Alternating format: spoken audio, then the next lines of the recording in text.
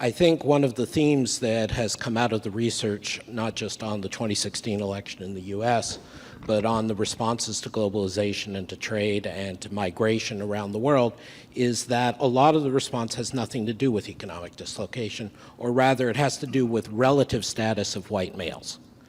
It's not necessarily motivated by actual economic disruption.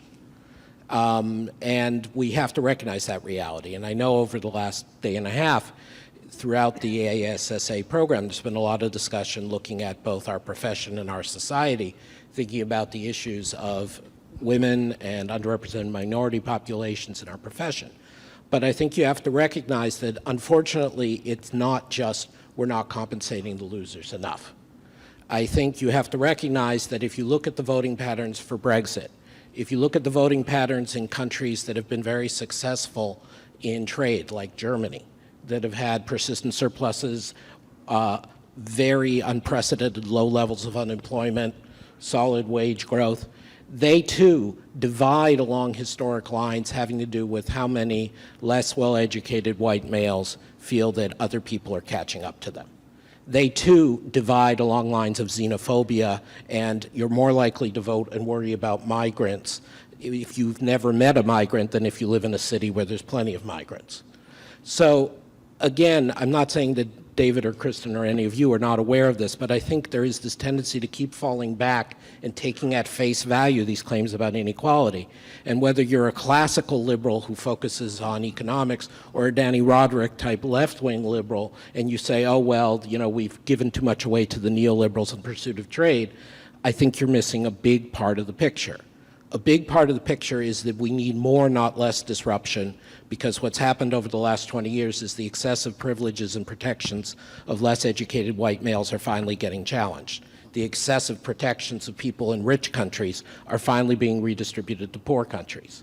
And so even if on a political matter we have to respond to this, I don't think we as economists or we as citizens should lose sight of the fact that some of this redistribution is actually in pursuit of justice. Even if it's persistent, there is some reason for those people to be forced to move. We cannot have the people always who don't need to move, who don't want to move, who don't want to change, have a veto over society, because some of those changes are liberating as well as efficiency gains. And so I think we've got to stop, and here I'm extrapolating way beyond anything my colleagues said, but we've got to stop having a guilty conscience about the idea that, oh, we didn't do enough to compensate the losers about trade. We've got to have a guilty conscience that we haven't confronted enough the fundamental inequalities in society. And that some people, not they individually, are necessarily responsible for the unfair situation, but just as in the past in the US, African Americans, women had to make huge adjustments in terms of mobility, huge adjustments in terms of labor force participation, huge adjustments over the business cycle that white males didn't. It's not unreasonable that white males' amount of disruption goes up now. Even if the suffering's real, that doesn't mean that that's necessarily the right policy response. And so let me move on from there to talk about the integration idea that David was raising. I mean, to me, the key word is not so much integration or disintegration. What's happening to the world economy and the economic benefits we had from integration is corrosion. That because the US is withdrawing, because nationalism is increasing, because people are over-listening to these entrenched interests, the system is getting a lot of holes in it. You need large countries, could be one, could be plural, who are willing to have, as David said, unreciprocated benefits offered. I think that's the more realistic way to put it. And if China and the US and the EU are doing much less of that, then we're living in this corroded world where there's potholes to be fixed, where there's connections breaking down, where ties are less strong. And so the quality of globalization is getting worse. The benefits are eroding. Doesn't mean it's going away, and it doesn't mean there aren't going to be things like CPTPP or trade diversions that lead to further integration. But that's the thing we've got to worry about. In a sense, I view trade as being less vulnerable in the short run than some of these other areas, because the comparative advantage is so strong, because trade has always gone on through the centuries. I was last month in Singapore, and I went to the Asian Civilizations Museum. And there's this incredible exhibit of a ship that went down off Indonesia in the year 900 that had 55,000 mass-produced bowls that were being shipped from China over to India for sale in the year 900.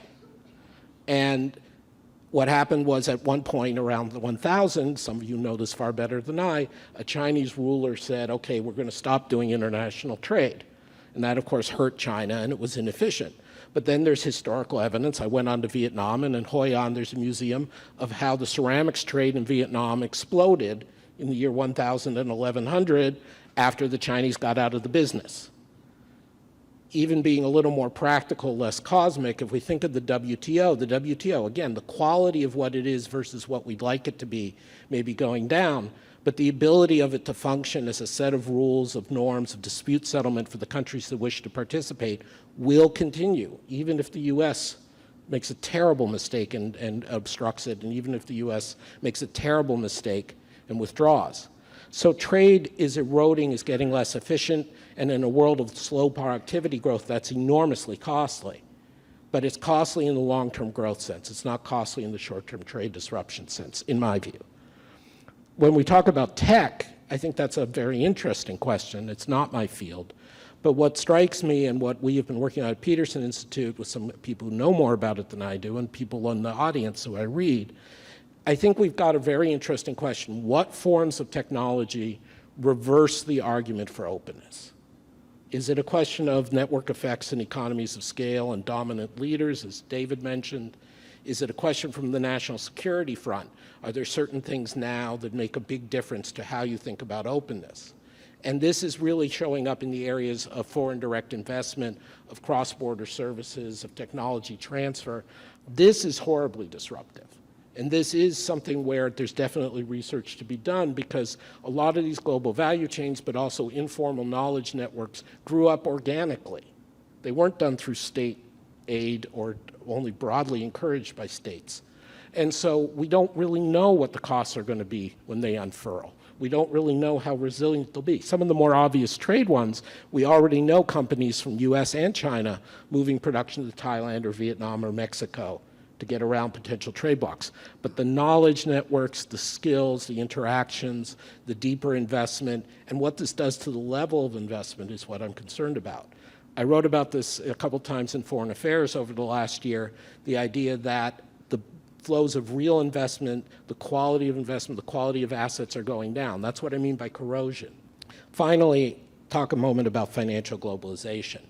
I'm actually in favor of pretty big, dumb rules on restricting a lot of global capital flows. I'm really heartened that the IMF had gotten much more, I think, realistic about capital controls. I look at the experience of China.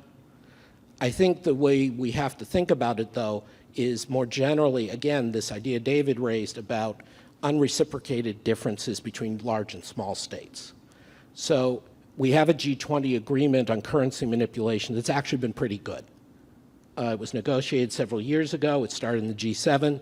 China, in its own self-interest, Japan, in its own self-interest, have massively changed their currency policies for several years. It's been a win-win for the world, frankly. It's been a win for their people. You got a bunch of small countries, not all of whom are poor. You got the Singapores and the Norways and the Switzerlands and South Koreas who are still engaging in a lot of currency manipulation. So maybe part of the way forward, which is a very pragmatic way forward, which we've already sort of started to see in this area, is distinguishing between the G20 or some other group of economies who have certain responsibilities in financial flows and others who don't because they're small and they have to cope with this. I've been an advocate since I was at Bank of England for a decade now that you really have to stomp down on real estate lending, on cross-border bank lending, and that should be encouraged. And again, like with trade, that's not an international thing.